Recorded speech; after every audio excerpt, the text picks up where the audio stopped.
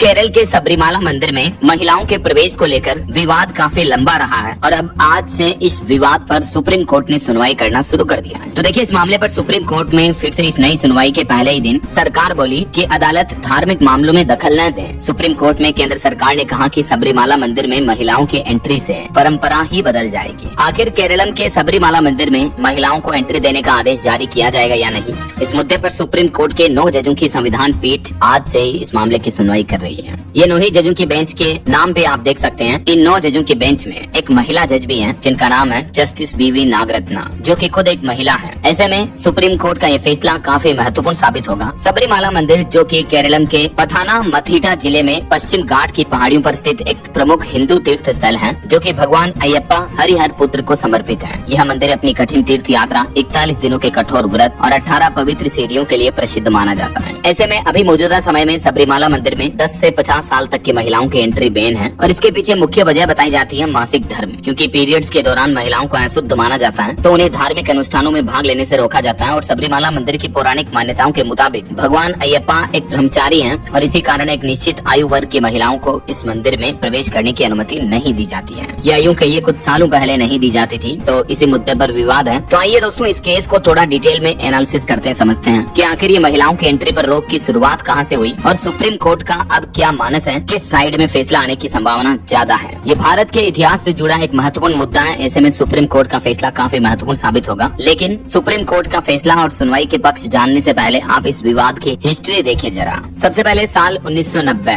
जब केरल हाईकोर्ट में ये याचिका दायर की गई कि सबरीमाला मंदिर में महिलाओं के प्रवेश पर बैन लगाया जाए, तो उसके 1 साल बाद ही केरलम हाईकोर्ट ने 10 से 50 साल की आयु की फीमेल यानी महिलाओं के प्रवेश पर प्रतिबंध लगा दिया था। उसके बाद कई सालों तक महिलाओं की एंट्री पर रोक रही, लेकिन आते आते साल 2006 यानी ठीक 15 साल बाद इंडियन यंग लॉयर्स एसोसिएशन ने केरल हाईकोर्ट के फैसले के खिलाफ सुप्रीम कोर्ट में अपील दायर कर दी। उसके 2 साल बाद 2008 में सुप्रीम कोर्ट ने इस मामले को 3 जजों की बेंच को सौंप दिया और फिर ये मामला वापस काफी लंबा खींचा। जनवरी 2016 में सुप्रीम कोर्ट ने इस प्रतिबंध पर सवाल उठाया और कहा कि यह संविधान के तहत संभव नहीं है, क्योंकि हमारे भारतीय संविधान में महिला पुरुष दोनों को समान अधिकार प्राप्त है। राइट। तो नवंबर 2016 में केरल सरकार ने सुप्रीम कोर्ट को बताया कि वह मंदिर के गर्भगृह में महिलाओं के प्रवेश के पक्ष में है। तो इस बयान पर ध्यान रखते हुए सुप्रीम कोर्ट ने 5 जजों की संविधान पीठ को ये मामला सौंपा और आते आते सितंबर 2018 तक आखिरकार फाइनली सुप्रीम कोर्ट की 5 जजों की बेंच ने महिलाओं के एंट्री पर लगा बैन हटा दिया। हालांकि केरल सरकार ने इस फैसले को तुरंत लागू नहीं किया, इसके लिए कुछ समय मांगा, क्योंकि केरल सरकार को पता था कि ये फैसला लागू हुआ तो काफी विरोध होंगे, दंगे होंगे, लड़ाई झगड़े होंगे, और हुआ भी कुछ ऐसा ही। सुप्रीम कोर्ट के फैसले के तकरीबन साल भर तक राज्य में कई जगहों पर विरोध प्रदर्शन देखने को मिले। लेकिन 2 जनवरी 2019 वो ऐतिहासिक दिन बना जब पहली बार 2 महिलाओं ने पुलिस सुरक्षा में मंदिर में प्रवेश किया था। हालांकि सबरीमाला में 2 महिलाओं की एंट्री के बाद फिर मंदिर को धोया गया, इस पर भी काफी विवाद, कंट्रोवर्सी पैदा हुई। ये तस्वीरें आप देख सकते हैं। और फिर फरवरी 2019 में अदालत ने सितंबर 2018 के फैसले की समीक्षा की मांग वाली याचिकाओं पर फैसला सुरक्षित रखा। सुप्रीम कोर्ट के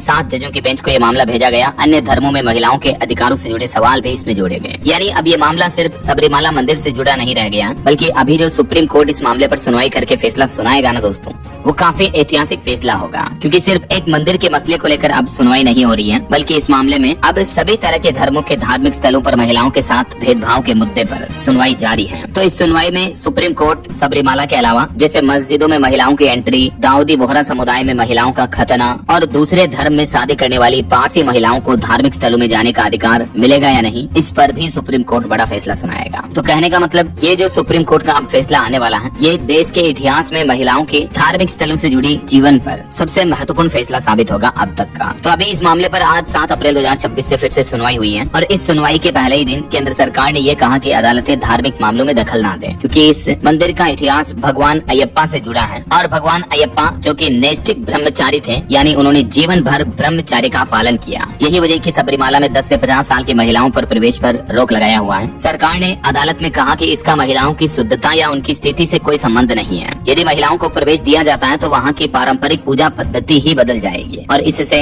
धार्मिक संविधान द्वारा संरक्षित धार्मिक विविधता पर भी असर पड़ सकता है। तो अब आपको सरकार का तर्क तो समझ में आ गया होगा, ठीक है। अब समझिए देश के अन्य धर्म गुरुओं और धार्मिक संस्थाओं का इस पर क्या कहना है, और फिर देखेंगे दोस्तों कि सुप्रीम कोर्ट का फैसला आखिर क्या बदल सकता है। अब देखिए इस मुद्दे पर अखिल भारतीय संत समिति का कहना है, जब 2019 की याचिका लगाई थी उसमें ये समिति बोले कि अदालतें धार्मिक मामलों में तभी हस्तक्षेप करें जब वे सार्वजनिक व्यवस्था, नैतिक या स्वास्थ्य के खिलाफ हो, क्योंकि अदालत के द्वारा इस पर महिलाओं के प्रवेश का फैसला सुनाए जाना अनुच्छेद 14 का उपयोग और अनुच्छेद 25 के अधिकारों को खत्म करने के लिए नहीं होगा। अच्छा, जबकि साल 2018-19 में जब सुप्रीम कोर्ट ने फैसला सुनाया था ना, उस वक्त केंद्र सरकार ने इसका समर्थन किया था कि लैंगिक समानता के खिलाफ कोई भी प्रथा नहीं होनी चाहिए। हालांकि बाद में रिव्यू स्टेज जब आई 2019-20 में, तब केंद्र सरकार ने थोड़ा संतुलित रुख अपनाते हुए ये कह दिया कि ये मामला व्यापक संवैधानिक प्रश्नों धर्म बनाम समानता से जुड़ा है और इसे संविधान की पीठ तय करे ऐसा। अच्छा, इस मामले पर केरल सरकार का यह कहना है कि पुरानी धार्मिक परंपराओं में बदलाव से पहले धर्म के विद्वानों और समाज के सुधारकों से सलाह जरूरी है। All India Muslim personal law board ने कहा कि अदालतें जरूरी धार्मिक प्रथा तय करने से बचें, क्योंकि इससे अनुच्छेद 25-26 के तहत मिली धार्मिक स्वतंत्रता में हस्तक्षेप हो सकता है। वहीं दोस्तों जैन समुदाय का इस मुद्दे पर कहना है कि किसी भी धर्म की प्रथाओं को तय करने का अधिकार उसी धर्म के लोगों का है। सरकार या कोर्ट को यह तय नहीं करना चाहिए कि क्या धार्मिक है और क्या नहीं। तो देखा जाए तो ज्यादातर धार्मिक संगठन और अब तो केंद्र सरकार भी जो केरलम के इस मंदिर में महिलाओं पर बैन लगा हुआ उसके पक्ष में है, राइट। लेकिन अगर सुप्रीम कोर्ट का फैसला आया तो ये फैसला क्या क्या बदल सकता है। मंदिर, मस्जिद और अन्य धार्मिक स्थलों में महिलाओं के एंट्री पर एक समान नियम बन सकता है। पर्सनल लॉ, मुस्लिम, पारसी आदि को